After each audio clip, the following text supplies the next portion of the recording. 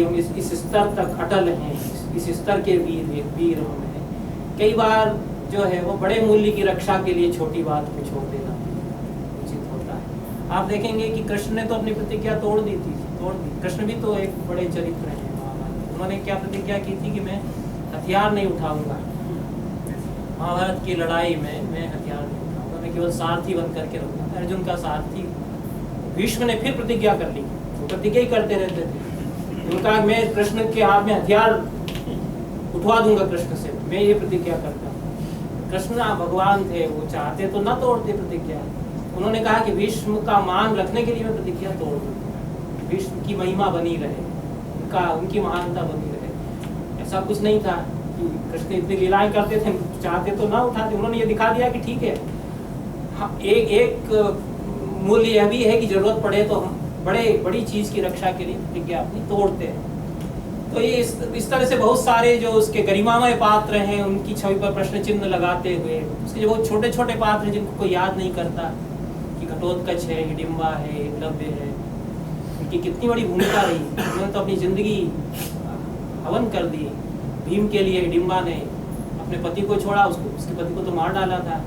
भीम के लिए उसने सब कुछ छोड़ दिया, प्रेम किया भीम से, प्रेम में सब कुछ छोड़ दिया, अपने समाज से लड़ना पड़ा उसको। घटोत्कच को अपने समाज से बहिष्कृत किया गया, वो पिता मानता रहा तो उसके लिए उसने जान भी दे दी, उनको तो कोई याद नहीं। एकलव्य ने अपना अंगूठा कटवा दिया, गुरु थे वो भी, उन्होंने अंगूठा उसका कटवा दिया। ये भीम है, हिडिंबा है, कर्ण है, एकलव्य है, घटोत्कच हैं, ये बहुत सारे पात्र हैं जो उस इतनी बड़ा जो उसका कैनवस है, इसमें इनकी अद्भुत भूमिका रही, लेकिन उनको छोटा समझ लेते थे हम लोग। पूरी कहानी को नया स्वर मिल जाता है, कोई नया रचनाकार लिखता है। जैसे भैरप्पा हैं, कन्नड़ के उपन्यासकार हैं, उन्होंने परु नाम से उपन्यास लिखा, तो उन्होंने पूरा एक तरह से परिदृश्य महाभारत की कहानी का बदल दिया।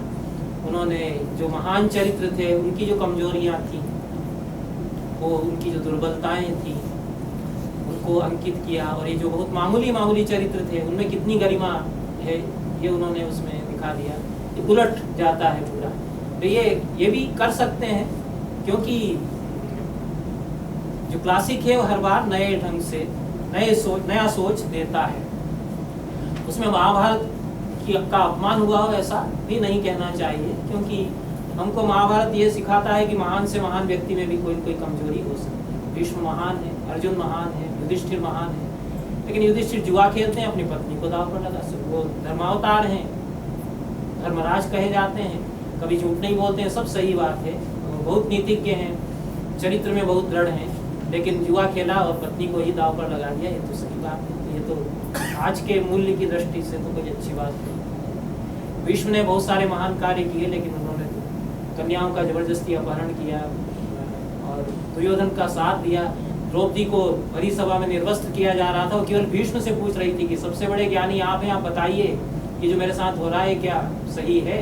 और लीगल दृष्टि से पूछ रही थी, कानून की दृष्टि से पूछ रही थी। वो कह रही थी कि ये मुझे बता दीजिए कि जो आदमी अपने आप को हार चुका है वो दास हो गया तो उसकी प्रॉपर्टी राइट नहीं रह गए। प्रॉपर्टी राइट नहीं रह गए तो किसी और को दाव पर नहीं लगा सकता। तो युधिष्ठिर ने अपने आप को दाव पर पहले लगा दिया था, तो दास हो गए थे, उनके प्रॉपर्टी राइट नहीं है, तो मुझे दाव पर उन्होंने कैसे लगाया? तो नहीं उनको हक था मुझे दाव। वो लीगल सवाल उठा रहे थे, क्योंकि उसमें कानून की बात तो सुनते थे सब।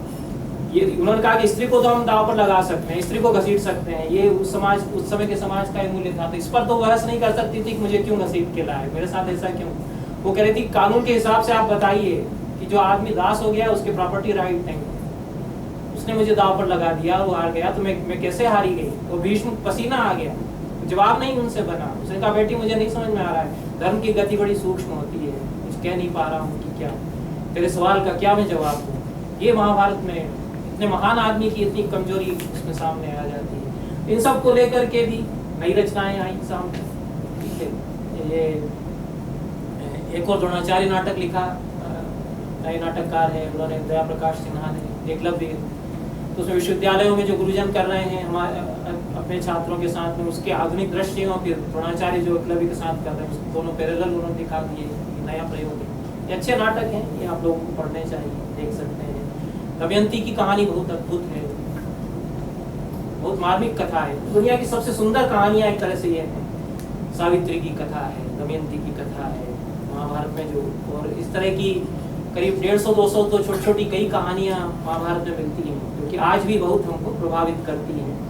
दमयंती की कहानी को लेकर के हमने भी नाटक लिखा, कारंत जी ने उसको खेला, कई बार NSD में खेला गया, मैसूर में खेला गया। तो वो स्त्री की अस्मिता की अपनी जो खोज है कि उसको किस तरह से अकेला छोड़ दिया गया, पति छोड़कर चला जाता है, फिर भी वो अकेली रहती है, पुनः सब प्राप्त करती है अपनी बुद्धिमत्ता से, ये उसको केंद्र में रख करके।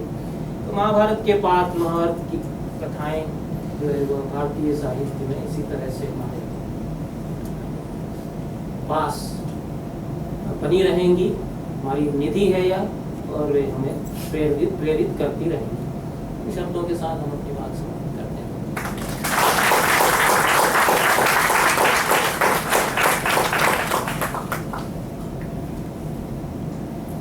थोड़ा सा समय हमारे पास है, इसलिए इस मंच को अब हम आपके प्रश्नों के लिए खोल देते हैं। यदि आप सर से कुछ पूछना चाहें, आपके लिए मंच खुला है।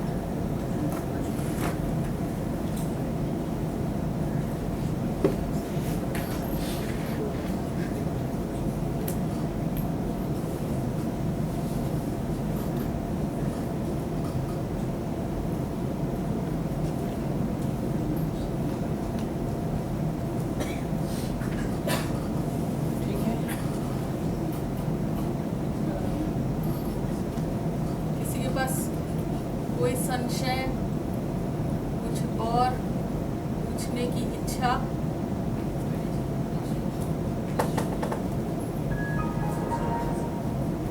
सर आइडियल वुमेन कौन है सर?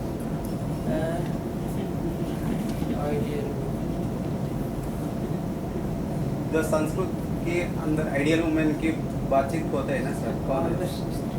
आदर्श। मतलब महाभारत जो लोकप्रिय काव्य है उसे गांधारी को भी दे सकते हैं ना सर, लेकिन आइडियल वुमेन के नाम से गांधारी को ना लिखते हैं सर, क्यों सर? ये और उस गांधारी में क्या भेद है? और भीष्म भी है, ये प्रतिज्ञा किया, लेकिन आइडियल वुमेन राम को लेते हैं, भीष्म को क्यों नहीं लेते हैं सर?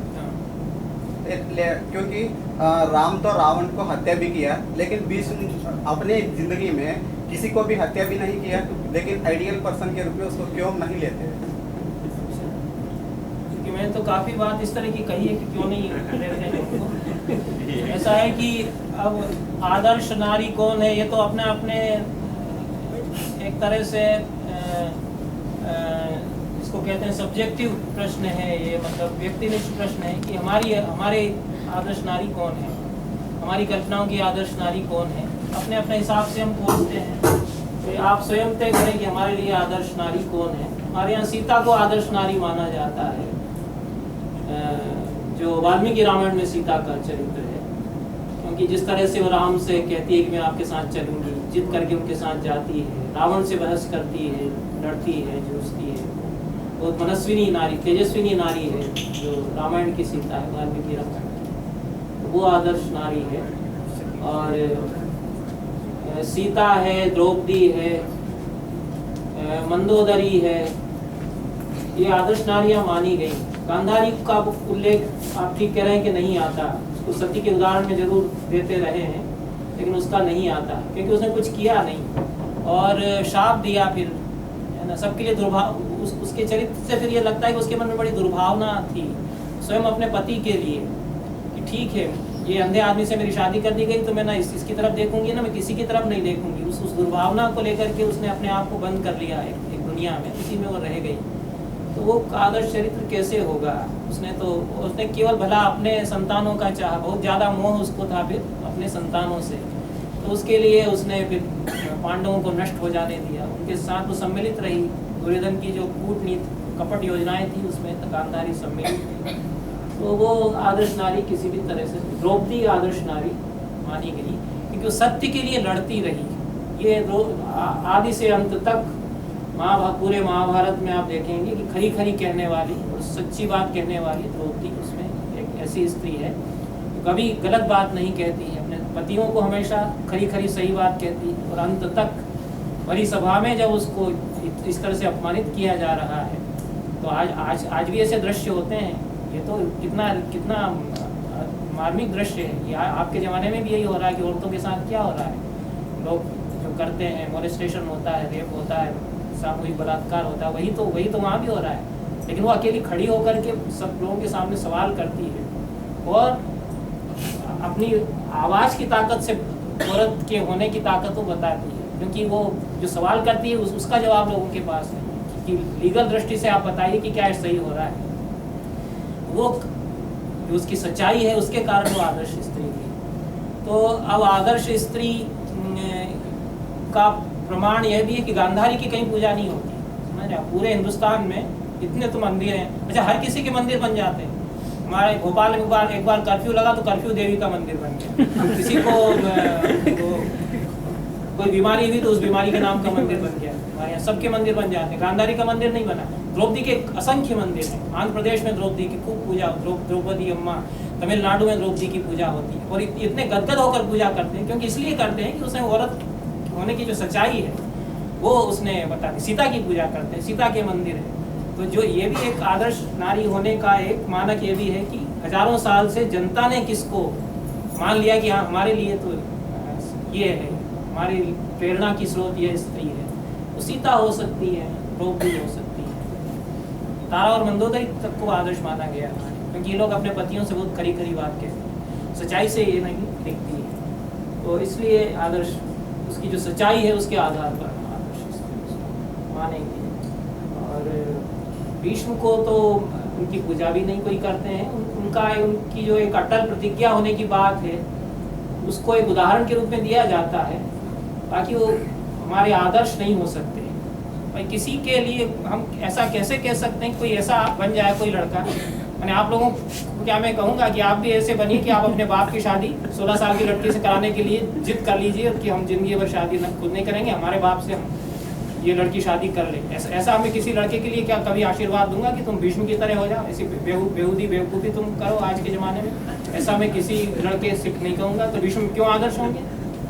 जिस बात को हम आज नहीं किसी भी तरह से स्वीकार कर सकते कि अनुकरणीय है, उसको हम कैसे अपने लिए आदर्श मानेंगे? वो एक मूल्य अटल प्रतिज्ञा का है, शौर्य का है, दृढ़ रहने का है, उतना है वो। लेकिन वो आदर्श इसलिए नहीं बनता कि वो हमारे लिए कोई अनुकरणीय उदाहरण नहीं बनता, इसलिए भीष्म आदर्श नहीं।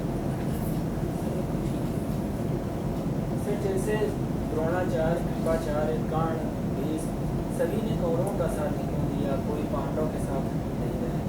अब जैसे कर्ण कहता है सर कि मेरे बुरे दिनों में दुर्योधन ने मुझे सहायता की, तो इन सभी का मूल कर्तव्य क्या कौरवों का साथ देना था या आपकी दृष्टि में? कर्तव्य तो इनका नहीं रहा होगा कि कौरवों का साथ दें, लेकिन अब कहानी तो यही है ना, इतिहास है, जो हुआ वो यही हुआ।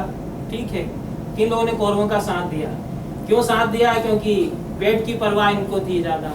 ठीक है, वो तो भीष्म भी कहते हैं दुर्योधन राजा है, उसमें मैं रहा, उसका अन्न मैंने खाया तो उसकी तरफ से लड़ूंगा। द्रोणाचार्य भी यही कहते हैं, ठीक है ना, जिसका अन्न खाया बजाया उसकी तरफ से हम लोग लड़ेंगे, उसका पक्ष धर्म का नहीं है, ये जानते हुए भी वो विनाश हो जाएगा तो हो जाएगा, लेकिन ये उनकी मजबूरी, इसलिए वो हमारे आदर्श भी नहीं है। ठीक है, तो कहानी जो है हर चरित्र को आदर्श थोड़ी बताएगी। अगर हर चरित्र आदर्श होने लग जाएगा किसी कहानी में तो कहानी में कोई मजा ही नहीं रह जाएगा। उसमें तो बहुत सारे चरित्र ऐसे भी चाहिए जिनकी अपनी मजबूरियाँ, कमजोरियाँ, बुराइयाँ हों, और उनके समानांतर ऐसे चरित्र भी हों जो मजबूत हों, जिनमें अच्छाइयाँ हों, तभी तो कहानी बनेगी ना। तो आप क्यों चाहते हैं कि द्रोणाचार्य उनके साथ चले जाते पांडव? फिर लड़ाई, फिर तो कहानी नहीं आगे बढ़ती ना, फिर लड़ाई होती कि नहीं होती अगर सब उसकी तरफ चले जाते, सत्य और धर्म के पक्ष की तरफ, तो महाभारत का किस्सा ही नहीं कुछ शुरू होता। तो किस्सा तो बनना था, जो घटना हुई थी वो तो उस तरह से थी।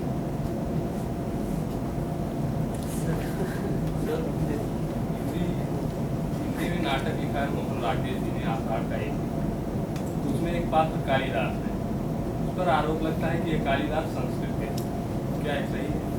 कालिदास संस्कृत के ही कवि कालिदास है।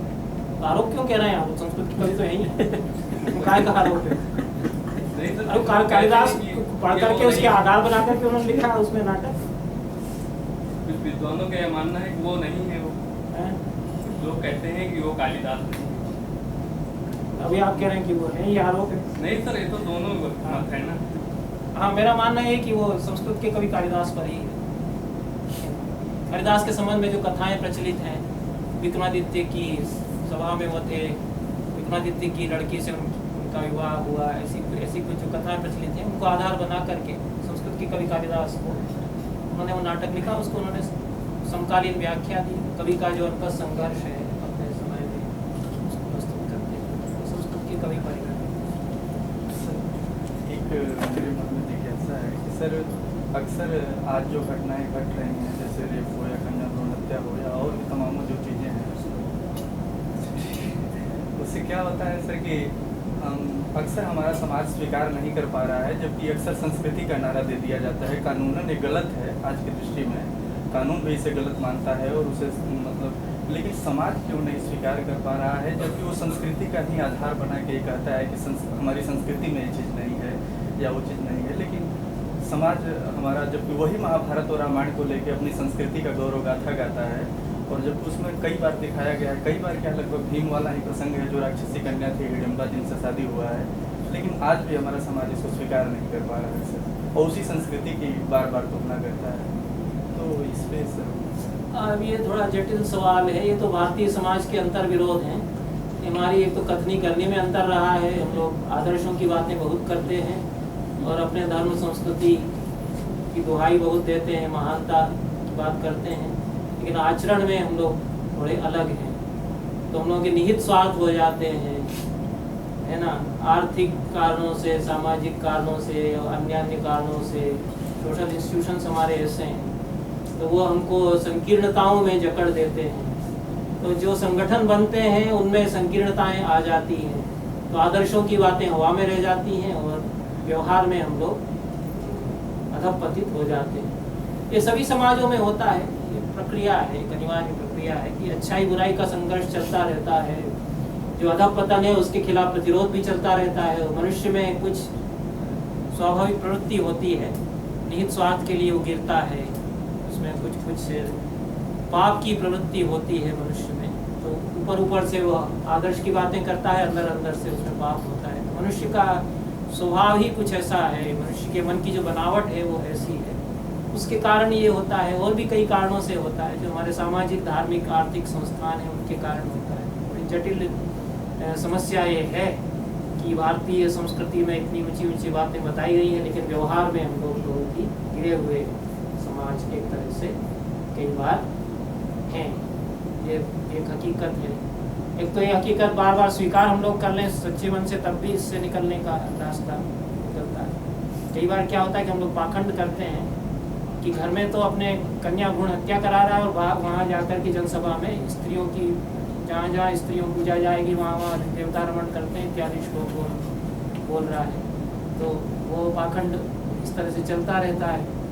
तो उसको स्वीकार कर लिया जाए, उसका पर्दाफाश किया जाए तो शायद वो धीरे धीरे कम होता है। ठीक है, बहुत बचपन से बताया गया या दिखाया गया है कि महाभारत का सबसे बड़ा जो निर्णायक है वो दुर्योधन है, लेकिन फिर इसे कहाँ तक जाए, फिर उसने जो भी किया उसने कभी उसने खुलेआम किया है, उसने अपने गुरु के सामने किया, उसने अपने पिता के सामने किया है। अगर सब कुछ मेरे गुरु बोलते हैं कि चोरी करना पाप है, मैं चोरी करके आता हूँ, मेरे गुरु मुझसे कुछ नहीं करते, तो मैं कहाँ से दोषी हूँ? उससे ज़्यादा बड़े आप एकदम ठीक कह रहे हैं। सबसे बड़ा खलनायक कहाँ तक जाए? नहीं, मैं भी नहीं मानता कि वो सबसे बड़ा खलनायक है। दुर्योधन कुछ मजबूरियों में घिर गया। एक तो उसके मन में लालच आ गया था राज्य का, ये तो सही है, और बड़ी जटिल स्थितियां एक तरह से थी, क्योंकि पिता उसके राजा थे, लेकिन वो अंधे थे। तो उनका सबसे बड़ा बेटा ये था, तो इसको राज्य का अधिकारी होना चाहिए था, लेकिन दूसरा भाई था, उसके भी बेटे थे।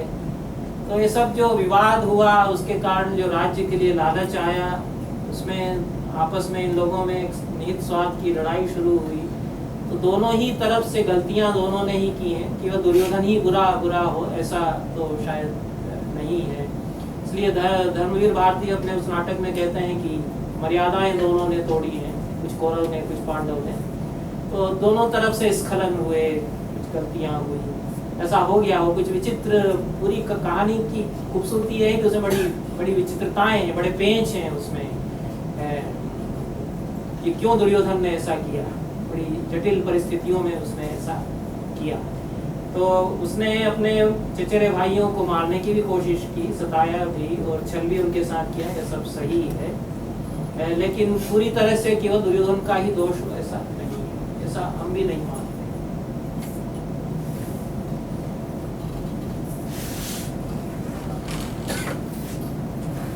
अपने इस बिजी शेड्यूल के बीच में इतनी थकान के बावजूद हमारे निवेदन को आपने स्वीकार किया और बच्चों की जिज्ञासा आपने दूर की। देखिए, महाभारत 18 पर्वों का एक ऐसा महाकाव्य है जिसके बारे में कहा जाता है कि ये हर व्यक्ति के मन से लेके समस्त विश्व तक फैला हुआ है और इसके हर घटना हमेशा किसी न किसी के साथ घटती रहती है, हमेशा। तो कहते हैं, प्रायः कहा जाता है, हम जब छोटे थे तो कहते थे आपका जी खराब है या कुछ जानना चाहते हैं तो महाभारत खोल लीजिए और कहीं ना कहीं आपको अपने से जुड़ती हुई कोई बात या साफ करती हुई कोई बात सामने जरूर आएगी। इसीलिए ये ख़त्म नहीं हुई है। और जिस तरह का जो सेमिनार आज आयोजित किया गया उसमें महाभारत जो भारत और एशिया में कि ये अनंत है, इसकी कभी ख़त्म नहीं होता है और हर जगह, जैसे कि हमें बताया प्रोफेसर साहब ने कि कुछ एक आधा परिवर्तन के साथ महाभारत समस्त भारतीय प्रायद्वीप में फैला हुआ है। और जैसे सर ने एक बात कही थी जिसके बारे में मैं आपको और कहना चाहूँगी कि पौंडीचेरी में 4 द्रौपदी अम्मन के मंदिर हैं और पहली बार जब मैंने ये देखा था, मैं आंध्र से होते हुए मुझे थोड़ा आश्चर्य इसलिए लगा कि मैंने उत्तर भारत में द्रौपदी के मंदिर नहीं देखे। तो इनका एक पूरा यहाँ संप्रदाय है, जैसे द्रौपदी कल्ट, इस पे आल्फ हिल्टेमैन ने एक बड़ी अच्छी किताब 20 वर्ष तक रिसर्च करके उन्होंने लिखी है कि द्रौपदी कैसे वो यहाँ एक सेंजी फोर्ट है, किला है, सेंजी का किला है, जिंजी का किला है और वहाँ जो पहला मंदिर बना था द्रौपदी का, वहाँ द्रौपदी को कमलकर्णी कहा जाता है। तो कैसे वो महाभारत के सुनीति के साथ उसको जोड़ा जाता है। सुनीति धर्मराज के बाद शायद 9वां या 9वें उनके वंश में आगे की पीढ़ी में 9वीं पीढ़ी में वो आते हैं। तो यहाँ दक्षिण में कुरुक्षेत्र से जो बात शुरू होती है वो यहाँ सेंजी में आकर किस तरह से द्रौपदी का पुनर्जन्म माना जाता है। बहुत ही रोचक कहानी है। तो समय की कमी के कारण मैं आपको उसका पूरा इतिहास नहीं बता पाऊंगी, लेकिन ये बहुत रोचक है। आप जान सकते हैं, पौंडीचेरी में होने के नाते इस पर आप और ध्यान दे सकते हैं। तो महाभारत से की कथाओं से, उसके पात्रों से शायद ये भारतीय प्रायद्वीप कभी भी अपने आप को अलग नहीं कर पाएगा, क्योंकि ये मनुष्यों की कथा है। दुर्योधन ने क्यों किया, क्यों नहीं किया, आप हिटलर से भी पूछ सकते हैं, या हर उस व्यक्ति से जो राज्य विस्तार चाहता है, या हर उस व्यक्ति से जो अपने लिए आप जिसको कहते हैं कैरियर या एम्बिशन, किसी पर भी पाँव रख के आप जा सकते हैं आगे। तो ये मनुष्य की अपनी प्रवृत्ति है और महाभारत में कहा जाता है कि मनुष्य की हर प्रवृत्ति पाप है। तो इससे विज्ञानी ये बहुत ही हमारा सुयोग रहा कि महाभारत के बारे में चर्चा आज हमारी हुई। और जिस तरह के प्रश्न आप पूछ रहे थे, तो ये तो अनंत प्रश्न है, और यदि आप 18 पर्व पढ़ते हैं तो आप उस मकर जाल में बारंबार डूबते चले जाएंगे, इसलिए ये शाश्वत कथा है। तो कई प्रश्न ऐसे हैं जिनके लिए एकदम हाँ या ना में आप जवाब नहीं दे सकते हैं किसी भी प्रवृत्ति के। इसीलिए आज तक जहाँ कहीं ये खेला गया, जैसे पीटर ब्रुक्स ने फ्रांस में इसको खेला था 84 में, तो उसके बाद 9 घंटे का ये नाटक था। जिस तरह से वहाँ पे यूरोप में इसको देखा गया, तो इसलिए नहीं देखा गया कि ये कोई रामायण या धर्म ग्रंथ था, या ऐतिहासिक महाकाव्य है ये, इसलिए कि मनुष्य की प्रवृत्ति है। आशा है कि इस चर्चा के बाद आपकी रुचि इन सब चीज़ों में और बढ़ेगी। हम आपके इस योगदान के लिए और हमारे निवेदन को स्वीकारने के पुनः पुनः हृदय से आभार प्रकट करते हैं। निवेदन करूँगी प्रोफेसर जयशंकर बाबू जी से कि वो धन्यवाद ज्ञापन। जो काफ़ी समय हो गया है और इतने थके हुए प्रोफेसर राधा वल्लभ त्रिपाठी जी ने जो आपके साथ अमूल्य समय जो बिताया है, तो इसके लिए मुझे अपना आभार ज्ञापन प्रकट करने का जो मौका दिया गया है, इसके लिए मैं पहले आभारी हूँ। वैसे प्रमोद जी ने संक्षेप परिचय दिया है प्रोफेसर साहब का। सुबह मैं बैठा हुआ था, राधा कृष्णन साहब वहाँ जो परिचय दे रहे थे, जितना विराट काव्य है महाभारत उतना ही लंबा प्रोफाइल है साहब का। आपको पता है विश्वविद्यालय में रहते थे, आपको किसी भी वीसी के साथ इतना समय बिताने का मौका नहीं मिलता, आप ये जानते हैं। तो एक वीसी के रहते हुए इतना समय आपको देना काफ़ी महत्वपूर्ण बात है। आप में हर किसी का जो भी एज है वो तो 25-26 के बीच का है, तो उसका 10 गुना कीजिए, उतनी किताबें आपकी प्रकाशित हुई है, ये मैंने बड़ी प्रेरणा की बात है आप सबके लिए।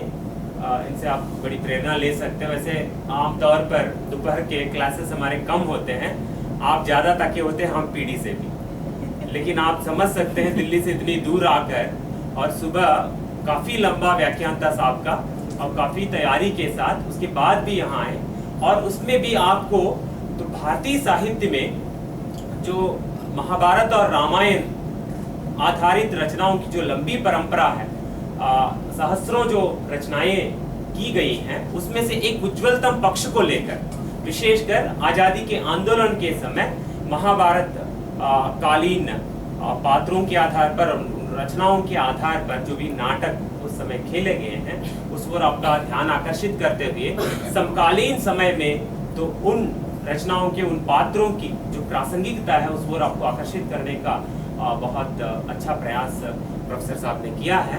तो इसके लिए हम हिंदी विभाग की तरफ से और विशेषकर तो हॉल भरने के लिए जो कंप्यूटर साइंस के स्टूडेंट्स आए हैं, MCA के स्टूडेंट्स, हिंदी के प्रति उनकी जो रुचि है उन सब के प्रति हम आभारी हैं। और हम आपको पता है कि हिंदी विभाग की ओर से जो भी कार्यक्रम ऐसे आयोजित करते हैं, जो भी दूसरे विभागों में आते हैं उनका फ़ायदा उठाते हैं, तो उनको कुछ देते ही नहीं हम लोग, लेकिन भरपूर फ़ायदा उठाते हैं। और विशेषकर आपकी जो जिज्ञासाएं हैं उनको तहे दिल से उन्होंने संतुष्ट किया है, इसके लिए हम पूरा आभारी हैं सब। तो हम चाहते हैं कि आप जरूर फिर एक बार हमारे विभाग में आए और एक ऐसा कार्यक्रम हो जैसे संस्कृत में हुआ, और वो उसको आपका नेतृत्व मिले तो अच्छा रहेगा। एक सूचना वाली सूचना दे दीजिए। एक चीज सिर्फ मैं कहना चाहूँगी कि बस आप इतना सीखिए, ऊंचाइयों के बावजूद जिस विनम्रता, जिस तरह के सरल स्वभाव और जिस सरलता से जैसे हम उनके पास गए, तो हमें कभी ऐसा नहीं लगा कि हमारे सामने कोई ऐसी चीज़ है जिसका हम सामना नहीं कर सकते हैं। तो ये सबसे बड़ी सीख जो आज हमारे लिए भी है और आपके लिए भी।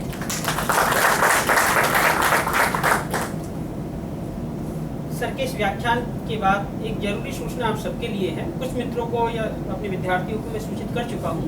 जैसे आज हमारा एक व्याख्यान हुआ, संयोग ऐसा है कि कल सुबह भी एक व्याख्यान हम आयोजित करने जा रहे हैं।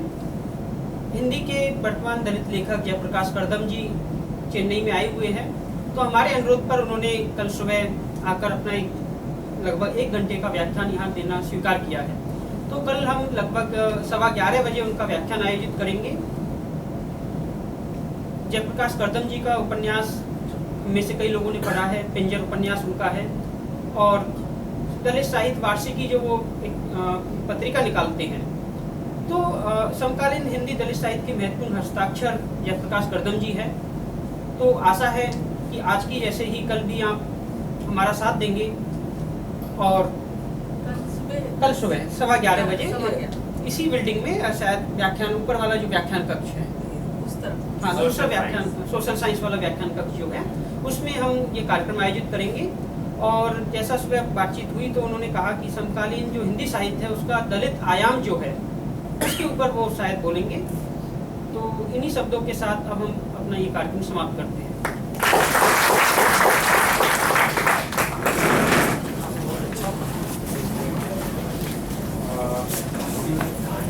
कार्य कहाँ है?